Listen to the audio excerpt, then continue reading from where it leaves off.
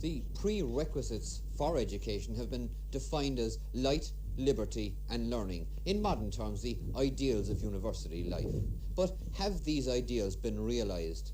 Have the essential values of higher education in its real sense been lost?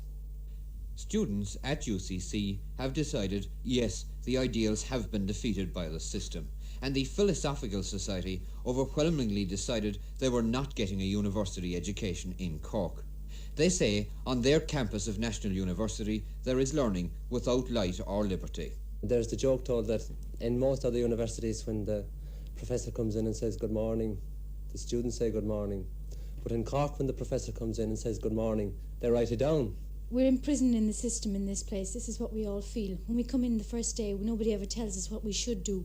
Nobody tells us that there are certain faculties that we haven't touched on at school, things like archaeology or psychology or things that we might have had an aptitude for if we tried, but we don't know they're there. Therefore, we go on with what we did at school. We do French, we do English, we do Irish, because it's all we know. And this is we just joined the thousands of others who come out with our BAs at the end of 3 years with this degree that everybody has, which doesn't mean anything. The professors themselves don't show enough respect for the students. They turn up late for lectures. Sometimes they cancel lectures without giving enough notice to students. University College Cork is built on what is believed to be the site of the school founded by St Finbar in the 7th century, and its motto is, "Where Finbar taught, let Munster learn." Founded as Queen's College for just over 100 students in 1849 and rechartered as a constituent college of the National University in 1908, its student roll has multiplied by 25 since. It has a full-time day student roll of 2,559 this year, virtually double the numbers of 1958 and reflecting an annual increase in numbers of 9%. Arts, the biggest faculty, has 1,086 students, and there are 76 students from outside Ireland, the most the college can take from an annual foreign application of more than 800. Since 1930, UCC has added a Dairy Science Institute, built an electrical engineering block on part of the site of the old Cork jail, and provided additional facilities for arts and civil engineering. But the growth in student numbers has far outstripped facilities available to them, and there is no doubt the university is grossly overcrowded. Despite this, there have been some outstanding academic achievements. The authorities, conscious of this overcrowding, have drawn up an overall plan to alleviate pressure and provide space for all departments in a planned new £1,350,000 science building. So far, however, work has not started on the building because the government hasn't released the money. Until it does and the plans become fact, UCC will remain what it is today. Its undergraduates, to an extent, frustrated, cynical and complaining. There was a time when one was said to read a course in university. Now, unfortunately, one spends most of one's time writing a course in university. In psychology, we have 120 students in the first year class, and the room holds a maximum of 50. Well, the students line up about an hour beforehand, and some of them, even at that, can't get into the lecture theatre, so they're outside the door trying to listen to what's going on. They can't hear. And we've even had instances of people fainting because of the overcrowding, gets overheated.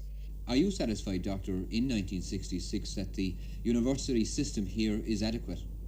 As far as the universities can themselves, or as far as they're responsible for their own fate, they've done what they can. For example, we have set up in recent years the new electrical engineering building. That's a new development on the other hand, which doesn't provide any extra space for the older subjects. I think it is a defect in this college at any rate, and especially in 1966, in this age when every school child knows about voyages to the moon and so on. It's an atmosphere, it's an age which was seen beforehand by such authors as Jules Verne in his books in the old days. But I would say that we haven't done anything. Since we haven't added to the facilities provided for the basic subjects of physics and chemistry, we haven't done anything to provide for that change in attitude which I think must come into higher education, of having greater emphasis on all aspects of science, all fundamental aspects of science. In Ireland, the university system begins properly in the secondary school. the pupil completely accepts, without question, all the facts that are given and must repeat these facts in examinations. This is the mortal sin of our education. A similar pupil in France will be taught not facts, but how to think.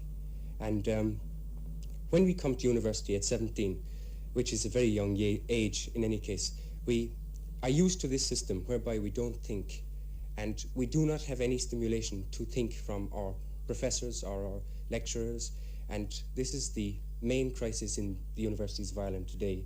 Our professors do not seem interested. They give us these notes, and they're just another continuation of fact.